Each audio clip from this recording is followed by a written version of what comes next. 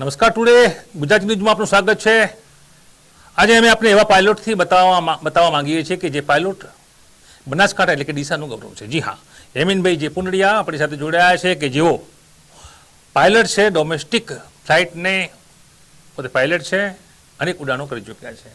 હેમિનભાઈ, અભ્યાસ કેવો રહ્યો, ક્યાંથી શરૂઆત કરી, ક્યાં પૂરું કર્યું? તો એમાં હું પોતે એક મિકેનિકલ એન્જિનિયર છું.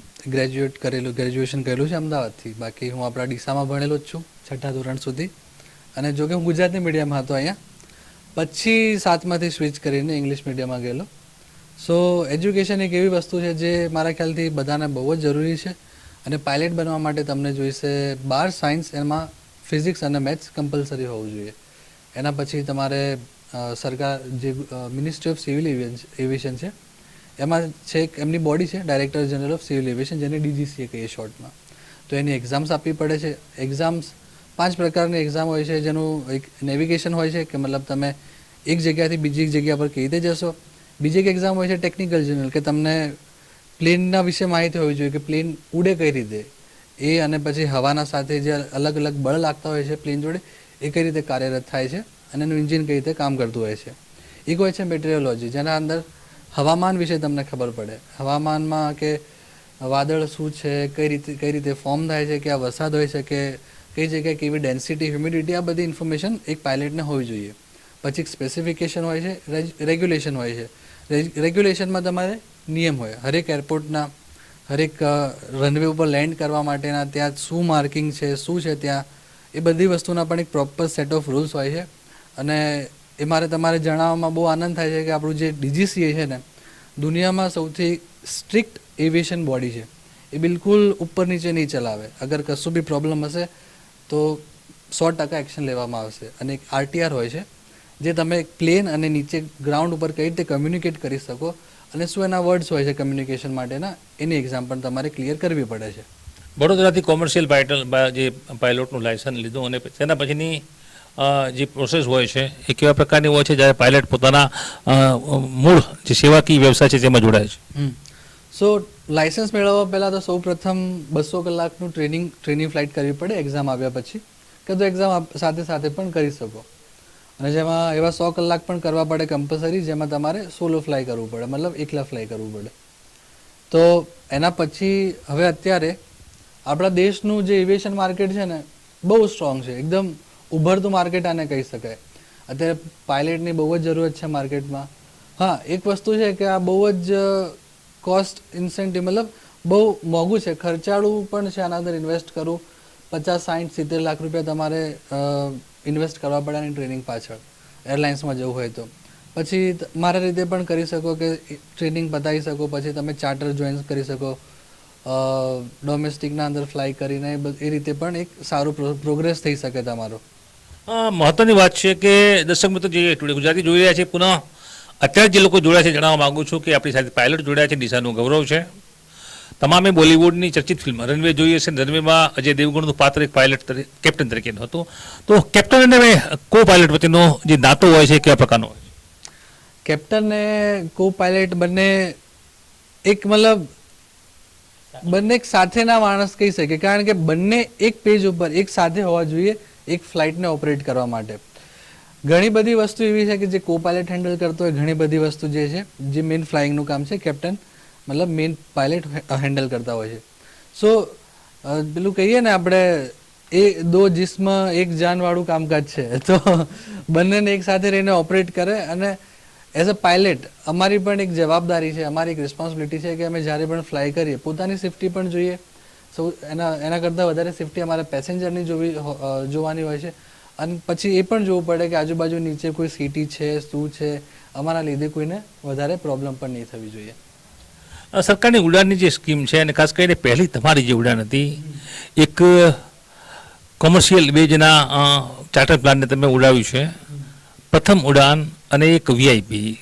મેં આપની પ્રોફાઇલ ચેક કરી છે, તે VIP હતા પ્રદેશ અધ્યક્ષ CR પાટીલ. શું કહેશું? હા, તો એમાં કેવું છે કે ઘણી બધી એવી ફ્લાઇટ ઓપરેટ કરવી પડે કે જેમાં બહુ સ્પેશિયલ VIP હોય છે, પછી બહુ મોટા બિઝનેસમેન પણ હોય છે. તો ચાર્ટરના અંદર તમને એ બધી ફ્લાઇટ જ મળશે કે જેમાં જે એવા મહાનુભાવો છે જેમને જેમના જોડે ટાઈમની બહુ કમી છે, એમનો ટાઈમ બહુ મૂલ્ય છે, તો આ એવિએશન એક એ રીતનું છે ને કે જેમાં તમે તમારો ટાઈમ બહુ જ બચાવી શકો. સપોઝ તમારે અત્યારે અમદાવાદથી સુરત જવું હોય તો તમારે અમદાવાદથી સુરત અગર બાય કાર જશો ને તો તમને 6 કલાક ક્યાંય નહીં જવાના, 5 થી 6 કલાક 100% લાગી જવાના, ટ્રાફિક ગણી લો, બધું ગણી લો. અને અત્યારે પ્લેનમાં તમારે જવું હોય તો તમે 1 કલાકમાં અમદાવાદથી સુરત ટચ થઈ જાઓ, તો તમારા 5 કલાક બચી જાય. તો અત્યારે સારું છે કે નરેન્દ્ર મોદીજીની આપણી એક ઉડાન સ્કીમ કરીને ઘણા લોકોને ખબર નહીં હોય, પણ એ ઉડાન સ્કીમના લીધે સરકાર બધી કંપનીઝને પ્રોત્સાહન આપે છે કે તમે એક જગ્યાથી બીજી જગ્યા પર વધારે ને વધારે ઉડાન ભરો, એનાથી સરકાર પણ તમને એના અંદર બહુ જ હેલ્પ કરશે અને આપણો એવિએશન માર્કેટનો પણ એક સારો એવો ગ્રોથ થશે અને પબ્લિકનો સમય બચશે. એમિનભાઈ, એક અન્ય પણ સવાલ છે. શંકરભાઈ ચૌધરીએ હમણાં જાહેરાત કરી હતી થરાદ એક પોતાના મત વિસ્તારમાંથી હેલિકોપ્ટર ઉડાન ભરશે અને એ માત્ર ને માત્ર ઇમરજન્સી દર્દીઓ માટેનું છે. સારું એવું શંકરભાઈ ચૌધરી, બનાસ ડેરી ચેરમેન, થરાદના વિધાયક અને આપણા અધ્યક્ષ છે. તો અભિનંદન પાત્ર આ સમાચાર હતા. સરહદના પંથકના દર્દીઓને લાભ મળશે. તો સાથે સાથે સવાલ એ પણ ઉઠી રહ્યા છે કે ડીસામાં વર્ષો જૂનું રજવાડી સમયનું એરપોર્ટ છે. આપની દ્રષ્ટિએ આપ કાયદા કાનૂન અને ખાસ કરી પ્રશિક્ષિત થયેલા છો, તો આ પ્રકારનું એરપોર્ટ ડીસાનું શું પુનઃ સક્રિય થઈ શકે? સંજોગો જોવા છે? 1000% ડીસાનું એરપોર્ટ સક્રિય થવાનું જ છે. એમાં આપણા MLA સર જે પ્રવીણભાઈ છે એ પણ લાગેલા છે, એના પાછળ આપણા કલેક્ટર સર પણ લાગેલા છે અને અમારા જેવા પાયલટ્સ પણ એના પાછળ લાગેલા છે કે આપણું ગામ આગળ આવવું જોઈએ. તો જે આજે થરાદને એ સ્ટાર્ટ થવાનું એના નાની માહિતી છે કે એ સ્પેશિયલી એક એર એમ્બ્યુલન્સ કરીને સેવા હોય કે ધારો કે અત્યારે તમારા વિસ્તારમાં બહુ જ ક્રિટિકલ કોઈ પેશન્ટ છે અને એને એવી સારવારની જરૂર પડી જે આપણે લોકલમાં અહીંયા અવેલેબલ જ નથી, તો એના માટે એ તમે એના અંદર બુક કરીને હેલિકોપ્ટરના અંદર તુરંત તમે કલાકના અંદર તો અમદાવાદ પહોંચી જશો, જેમાં એ હેલિકોપ્ટરના અંદર તમને ઓક્સિજન છે, વેન્ટિલેટર છે, એવી ઘણી બધી સુવિધા પણ પ્લેનના અંદર અવેલેબલ હોય છે અને એર એમ્બ્યુલન્સ કહેવાય. જો કે સેમ એક આવી એર એમ્બ્યુલન્સ આપણી ગુજરાત સરકાર પણ ચલાવે છે, જે પ્લેનનું નામ છે B200 અને એ પહેલાં ગુજરાત સરકાર ના અંડર હતું આપણા સ્પેશિયલી મંત્રી અને એમના ગણ માટે, પણ એને હવે કન્વર્ટ કરીને એક એર એમ્બ્યુલન્સ બનાવી પબ્લિકની સેવા માટે. છેલ્લો સવાલ, ડોમેસ્ટિક પાયલોટ કેપ્ટન અને તેના પછીની એક સફર આવે છે ઇન્ટરનેશનલ પાયલોટ, ઇન્ટરનેશનલ કેપ્ટન, શું કહેશો?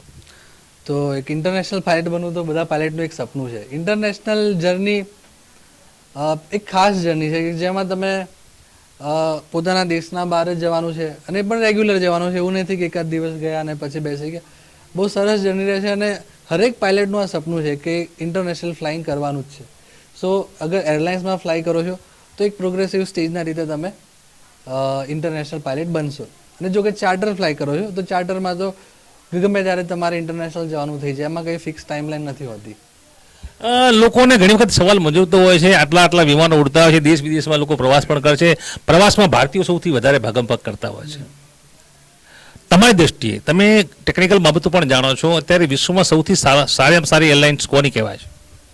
અત્યારે સૌથી વધારે ગ્રોઈંગ માર્કેટમાં આપણું જે ભારતનું જે શું કહેવાય છે આને, આપણું જે એર બેસિસ છે, અત્યારે ગવર્મેન્ટ મેક્સિમમ સૌથી વધારે એરપોર્ટ આપણામાં એડ કરી રહ્યા છે.